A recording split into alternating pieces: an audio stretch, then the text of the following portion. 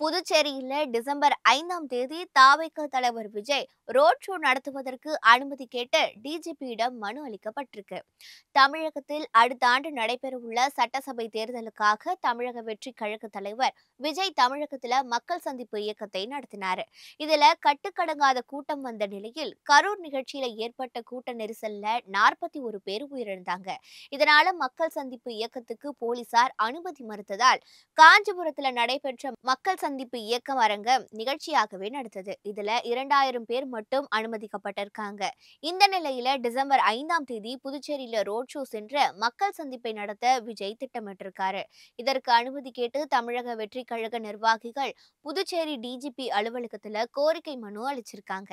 விஜய் சாலை மார்க்கமாக காலாப்பட்டுல தொடங்கி அஜந்தா சிக்னல், உப்பளம், வாட்டர் டேங்க், மரப்பாலம், அரியங்குப்பம், தவளக்குப்பம், கன்னியகோவில் வழியாக வருகை புரிந்து மக்களை சந்தித்து உரையாட இருக்காரு.